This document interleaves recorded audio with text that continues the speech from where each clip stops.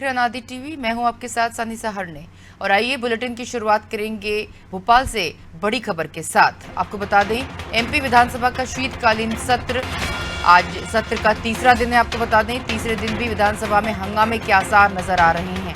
अनुपूरक बजट पर आज चर्चा होगी। आपको बता दें, 11 साल बाद सदन में अविश्वास प्रस्ताव पर चर्चा आज होगी। कई मुद्दों पर सरकार को घेरेगी विपक्ष, आपको बता रहे हैं इस वक्त की बड़ी खबर। एमपी विधानसभा का शीतकालीन सत्र का तीसरा दिन, विपक्ष ने कई मुद्दों पर घेरने की बनाई है रणनीति और अविश्वास प्रस्ताव की चर्चा के दौरान विपक्ष होगा अब हमलावर। देखना होगा किस तरह से हमलावर होता है विपक्ष। और आज तीसरा दिन है शीतकालीन सत्र का विधानसभा में और 11 साल बाद सदन में अविश्वास प्रस्ताव पर चर्चा की जाएगी।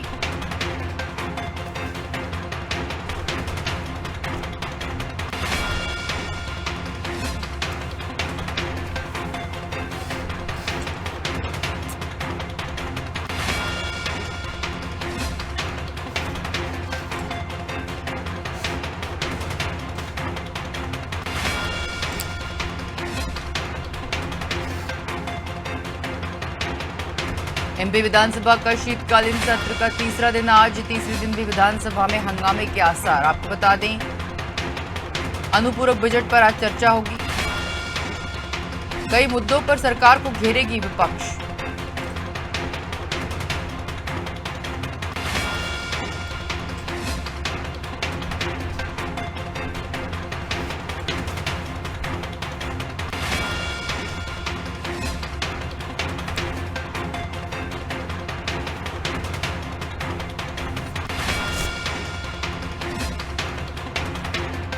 इस खबर पर और अधिक जानकारी लेंगे, हमारे संवाददाता जुड़ गए हमसे विवेक राणा।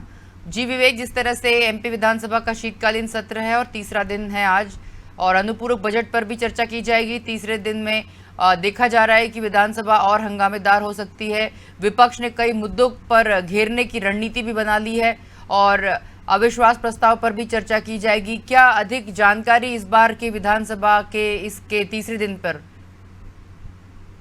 बिल्कुल, मध्य प्रदेश विधानसभा के शीतकालीन सत्र का आज तीसरा दिन है, मगर तीसरे दिन की यदि बात की जाए तो हंगामे की भेंट चढ़ने की जो संभावना है वो दिख रही है, क्योंकि 11 साल बाद अविश्वास प्रस्ताव पर जो विपक्ष के अविश्वास प्रस्ताव पर चर्चा करेगी सत्ता पक्ष। साथ ही बात की जाए अविश्वास प्रस्ताव की, तो कहीं ना कहीं अविश्वास प्रस्ताव में करीब 51 मुद्दों पर जो चर्चा है वो होती हुई दिखाई देगी और विपक्ष पूरे मुद्दों को लेकर प्रदेश सरकार को घेरते हुए दिखाई देगा। क्योंकि बात की जाए विपक्ष की, तो विपक्ष ने पूरा मन बना लिया है सरकार को घेरने के लिए और तमाम ऐसे मुद्दे, भ्रष्टाचार की बात की जाए, महंगाई की बात की जाए, बेरोजगारी की बात की जाए, बिजली के बिल की बात की जाए, किसानों की बात की जाए, खाद की किल्लत की बात की जाए, तो तमाम मुद्दों को लेकर जो विपक्ष है वो कहीं ना कहीं हमलावर है। और आज एक बार फिर सदन में जिस प्रकार से अविश्वास प्रस्ताव आज लाया जाएगा, उस पर चर्चा की जाएगी, तो कहीं ना कहीं एक बार फिर जो हंगामे के जो आसार हैं वो दिख रहा है। अविश्वास प्रस्ताव पर चर्चा होगी, तमाम विषयों पर चर्चा होगी। उसके बाद जो मध्य प्रदेश के वित्त मंत्री है जगदीश देवड़ा, वो अनुपूरक बजट को आज पेश करके पारित करेंगे। जी विवेक, जैसा कि आपने बताया कि जगदीश देवड़ा इस बजट को पेश करेंगे और इस पर अनुपूरक बजट पर बात करेंगे। एमपी विधानसभा का शीतकालीन सत्र का तीसरा दिन है। विवेक, आप बने रहिए अगली खबर पर भी हमारे साथ। आपको बता दें, तीसरे दिन भी हंगामे के आसार नजर आ रहे हैं और देखना होगा किस तरह का रहता है तीसरे दिन का विधानसभा का शीतकालीन सत्र। आगे बढ़ेंगे, आपको बता दें, बीजेपी का 2023 के चुनाव पर फोकस बढ़ता जा रहा है। सरकार निकालेगी विकास यात्रा, विधानसभा चुनाव के लिए होगी ये यात्रा।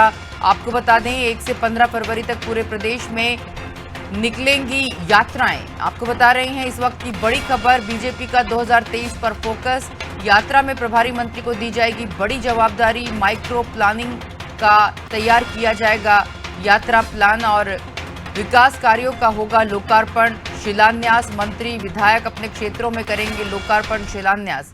सांसद भी विकास यात्रा में होंगे शामिल। आपको बता दें, इस वक्त की बड़ी खबर, केंद्र और राज्य की योजनाओं की जानकारी दी जाएगी इन यात्राओं, इनका जो कार्यक्रम आयोजित किया जाएंगे उनमें, और कार्यक्रमों और लोकार्पण शिलान्यास में भी सभी भाग लेंगे। ज्यादा अपडेट लेंगे विवेक राणा से। विवेक, जिस तरह से बीजेपी का 2023 का फोकस है और अब सरकार विकास यात्राएं निकालेगी, तो 1 से 15 फरवरी तक पूरे प्रदेश में विकास यात्राएं निकालेंगी, जिसमें कि पूरे प्रदेश भर के लोगों को ये जताया जाएगा, ये बताया जाएगा कि कितनी विकास इस सरकार ने किया है। और इस बार के विकास कार्यों के साथ साथ लोकार्पण शिलान्यास भी रखा गया है। किस प्रकार की रहेंगी ये विकास यात्राएं और किस प्रकार के विकास के कार्यों के लोकार्पण शिलान्यास रखे जाएंगे? क्या प्लान तैयार किया गया है? बिल्कुल, 2023 के विधानसभा चुनाव के लिए प्रदेश सरकार की जो तैयारी है वो अब शुरू हो गई है। शिवराज कैबिनेट में तमाम मंत्रियों से बातचीत के बाद यह फैसला लिया गया है कि मध्य प्रदेश में 1 फरवरी से लेकर 15 फरवरी तक जो विकास यात्रा है वो प्रदेश सरकार निकालेगी, जिसके लिए तमाम अधिकारियों को निर्देश दिए गए हैं। साथ ही बात की जाए माइक्रो प्लानिंग की, तो कहीं ना कहीं जमीनी स्तर पर जो प्लानिंग है वो दिखाई देगी। जब विकास यात्रा निकलेगी तो कहीं ना कहीं जिले के जो प्रभारी मंत्री हैं उनको सख्त निर्देश दिए गए हैं कि वह ज्यादा से ज्यादा समय विकास यात्रा पर दिखाई देंगे। साथ ही एक जवाबदारी भी दी गई है कहीं ना कहीं प्रभारी मंत्रियों को।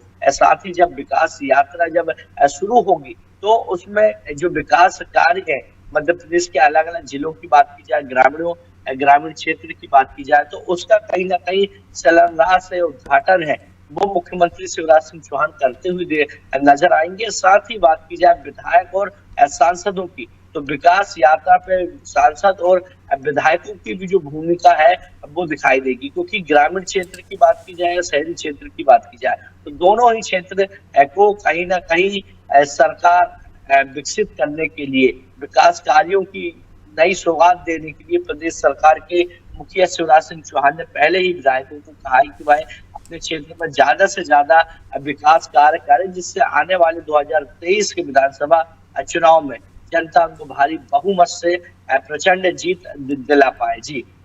जी विवेक, जैसा कि आपने जानकारी दी हमारे दर्शकों को, आप बने रहिए अगली खबर पर भी हमारे साथ। आपको बता दें विधानसभा चुनाव के लिए अब यात्राएं निकालेगी बीजेपी, 2023 पर फोकस है बीजेपी का। अगली खबर आपको बता दें कमलनाथ का विदिशा दौरा रहेगा आज, सिरोंज में जनसभा करेंगे और पार्टी कार्यकर्ता पदाधिकारी सभी से मुलाकात करेंगे कमलनाथ और जनसभा को संबोधित करेंगे। सिरोंज में कमलनाथ का विदिशा दौरा है। ज्यादा अपडेट लेंगे विवेक राणा से।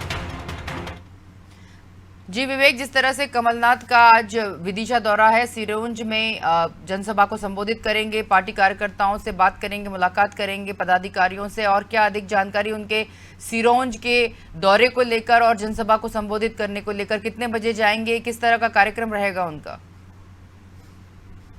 बिल्कुल, पूर्व मुख्यमंत्री कमलनाथ का जिस प्रकार से विदिशा दौरा है, इस दौरे को चुनावी मूड के रूप में देख सकते हैं, यानी 2023 के विधानसभा चुनाव की तैयारी के रूप में देखा जा सकता है। क्योंकि बात की जाए कमलनाथ की, तो कमलनाथ ने अब जो 2023 के विधानसभा चुनाव की जो तैयारी है वो शुरू कर दी है, जिसके चलते सिरोंज में पहुंचेंगे कमलनाथ के और कार्यकर्ताओं से मुलाकात करेंगे और जनसभा को संबोधित करते भी नजर आएंगे कमलनाथ। क्योंकि कमलनाथ ने साफ कर दिया है कि मध्य प्रदेश के अलग अलग जो उनके मंडलम सेक्टर है और जिला की इकाई है उसको मजबूत करने के लिए अब कार्यकर्ताओं से 1-to-1 चर्चा करना बहुत जरूरी है। क्योंकि कई बार कमलनाथ कहते हुए भी नजर आए कि जो सबसे छोटी जो इकाई है उसको कहीं मजबूत कर लिया जाए और 1-to-1 चर्चा कार्यकर्ताओं से हमेशा की जाए, तो कहीं ना कहीं जो चुनाव है वो जीतने में आसानी होती है। और इसी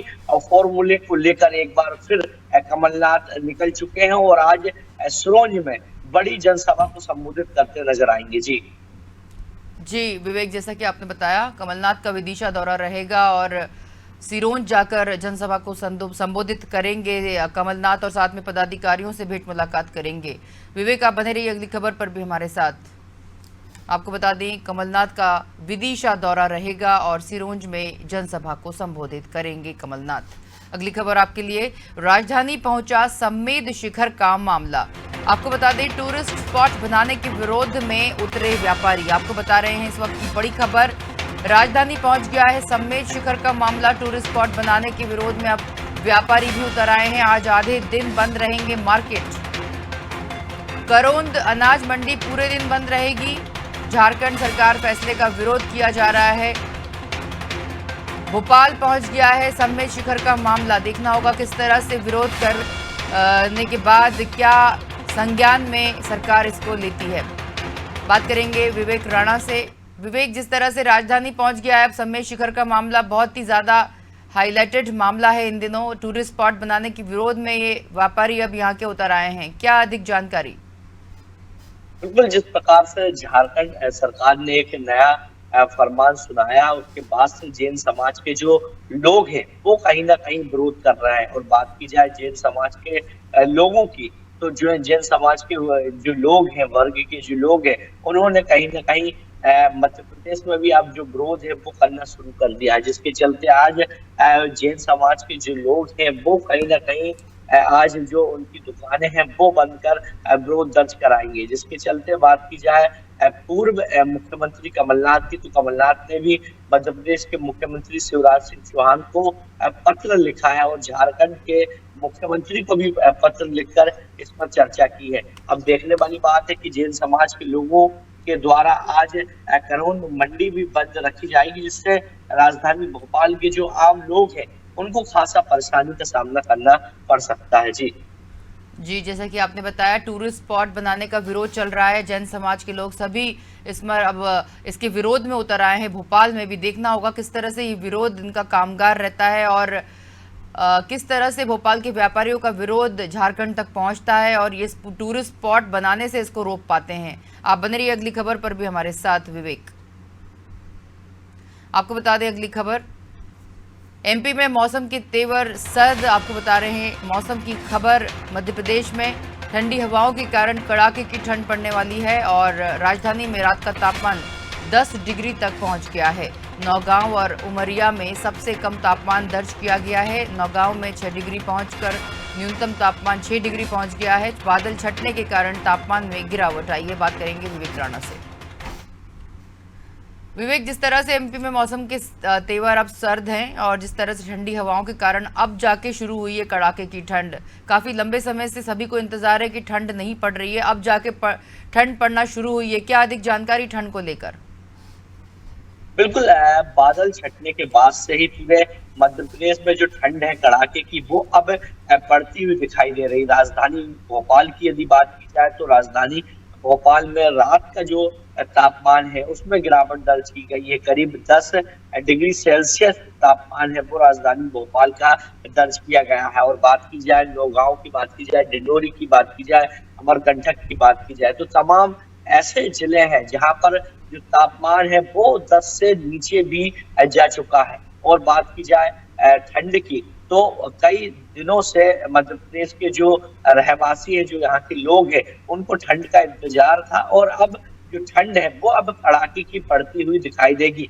मौसम विभाग का भी साफ तौर पे कहना है कि आने वाले समय में मध्य प्रदेश के तमाम ऐसे जिले हैं जहाँ पे कड़ाके की जो ठंड है वो पड़ती हुई दिखाई देगी, क्योंकि कई दिनों से मध्य प्रदेश के तमाम ऐसे जिले हैं जहाँ पर बादल छाए हुए थे, जिसके कारण जो ठंड है वो नहीं पड़ पा रही थी। मगर 2 दिनों से जिस प्रकार से बादल पूरी तरह छट चुके हैं, पूरी तरह मौसम साफ है, जिसके कारण अब जो कड़ाके की जो ठंड है वो अब पड़ती हुई दिखाई दे रही है। जी, बहुत शुक्रिया आपका विवेक, सभी खबरों पर जुड़ने के लिए हमारे साथ और सारी जानकारी विस्तार पूर्वक साझा करने के लिए आपका धन्यवाद। आपको बता दें एमपी में मौसम के तेवर सर्द हो गए हैं। ठंडी हवाओं के कारण कड़ाके की ठंड अब पड़ेगी। राजधानी में रात का तापमान 10 डिग्री तक पहुंच गया है। नौगांव और उमरिया में सबसे कम तापमान दर्ज किया गया है। नौगांव में 6 डिग्री पहुंच गया है तापमान। बादल छटने के कारण तापमान में गिरावट दर्ज की गई है। जैसा कि आप तस्वीरों में देख सकते हैं, एमपी में अब मौसम के तेवर सर्द होंगे।